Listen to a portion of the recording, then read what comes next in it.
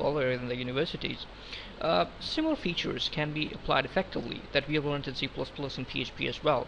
So how we do that? At the core of any object-oriented language, obviously there is a class. So how can we create a class? I'm going to give an example of a vehicle class. So let's create a class. Obviously a class will have two things. It's going to have attributes, fields, or instance variables, or member variables, whatever you call them. Different languages use different terminologies. So it's going to have some attributes. So these attributes can be public, private, and protected. You know what that means. So we are going to stick to private attributes. So if you want to create a private attribute, we simply use a private keyword, $, which is the syntax of PHP. Every variable should start with a $, and every vehicle has a type. Let's say maybe it's a car, maybe it's a motorbike, maybe it's something else, the rocket. So private $, it has a model. Private $, it has a type, it has a model. What else? It can have a make, and it can have obviously model, make, and year. Let's another thing that's not really good over here. Let's call it an engine. That's not quite good to have engine in this, but let us do it. Next, the second part of the class is obviously the methods that you use. You can use setters to set all these values, you can use getters to get all these values, and you can also use a constructor as you do in C++. The constructor is the same name as the class. For example, if it was C++, if you would have written vehicle over here, this would have been understood that it's a constructor. Java uses the same steps. In PHP we are going to have public function underscore construct. So it's a fancy way of PHP to write a constructor. So what's going to happen over here is that I'm going to say type $, model, $make, and $year, and $engine. These are the parameters that will be passed. For example, if I come in over here and create a new object of my class, an instance of my class, I'm going to say that $car equals to new vehicle. So it's a new, it's something that is a vehicle, and I'm going to pass it the type. Let's say the type is a car. I just say the model is, for example, Cultus, and I'm going to say that the make is Suzuki, and the year maybe we say 2006, and we can say that the engine is a petrol engine. And this is how we are going to do. So these things are going to be passed over here. For example, type will be replaced by car, string.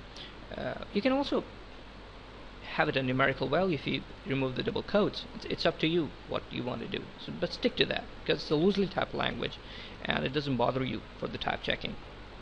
So here we have. So now what are we going to do? We want this value of the type,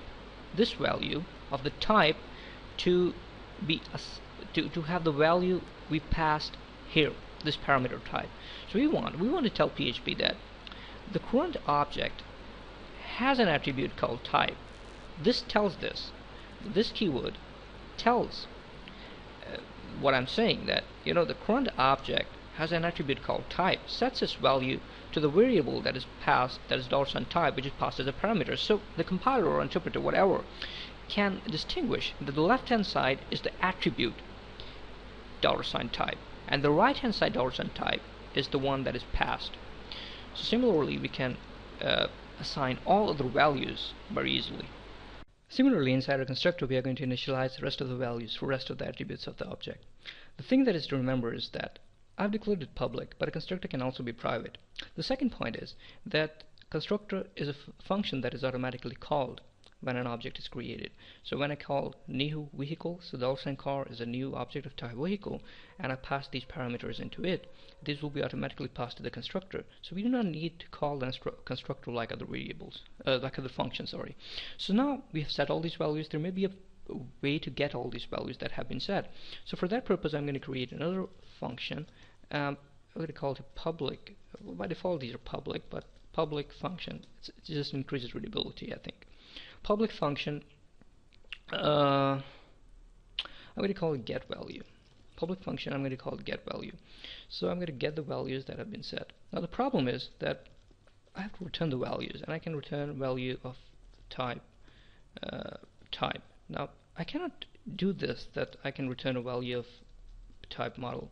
I have to return 5 values. I cannot do this because return only returns one value at a time. So it cannot return 2 values, 3 values, 4 values. It can only return one value. So a function does a work on something and only returns a single value. So for that purpose, I'm going to work on this problem by creating a variable that is called string. Now this is a variable that exists, that is local, that exists only inside this function. Nobody else knows about it. And it's not an attribute. Okay, so it is not an attribute that belongs to a vehicle or that belongs to our object or class. It's a simple local scoped variable. So I'm going to do in this is that I'm going to set it equal to $this type. And what's in type? That's car, obviously, for the current object. That's car. Now if you're confused about why we use $this all the time and we do not use it at times, look, there must be a way. Look, here exists two types of variables. One is an attribute, type, and one is a normal variable, for example, $string. There must be a way of telling PHP that, look, here we are talking about a normal variable. That's not an attribute. It's a simple variable, local in scope. Only you know about it, nobody else knows about it, buddy. And when we say $this type, I wanted to say that, look, I'm talking about the object is sending you a request that I want to get a value type. That belongs to me. That belongs to me. When we talk about an attribute or instance variable that we call an attribute belonging to a certain object, we use the word this. So this is very crystal clear. So when we talk about a current object's attribute that we're trying to access, we call $this. About normal variables, we do not use this. Here, look, we use just $type. We never use this. But when we're talking about that, this type means that the current object's type variable, instance variable, then the things are quite different. So similarly, another thing that I'm going to do, I'm going to concatenate a space over here. So what it does, just increases readability. You're going to see why I did that in a moment. And then I'm going to again say $string equals to $this. So $string. So I'm going to change the value of string in the next line. I'm going to say that $string equals to whatever currently is inside the $string. That is the type. That is the car. Concatenated with $this model, that is cultus. So now it concatenates with cultus. Again, concatenate for readability a space so that it doesn't it's jumbled upon one another. Similarly, I'm going to concatenate all the rest of the attributes, and you will see that how it works. Similarly, I save all the values like I did for the previous type and model. I do the same thing for make, year, and engine. The basic logic is that the limitation was that I could return only a single value from my function or my method. So I concatenated all the different attributes values inside a single string variable or single variable and then return that single variable. So that's perfectly legal. Now let us retrieve this information through these are called getter functions because they get something. So I'm going to say that the object car is going to make a request, get value. No, it's saying, so look, object is a fancy variable. I call it a fancy variable. It's a very good term used by someone. A variable is something that stores a value. It does the same thing. So it stores the value, but you can also send request, or you can call it a method. Okay, it can also send it requests to do something with the things that it has stored. So it is a sort of fancy variable. That is why, because it can send requests and it can store at the same time. So it's going to return me a value, and that value is obviously a string. So let us store it in some variable info. So what variable info does in it, so the car calls its getValue function, which returns it all of the information stored in $string. So now that value is returned to $info. Now what's going to happen is that I'm going to simply echo $info, and let's see that what happens. And let us run this. And here it is, car cultus Suzuki petrol.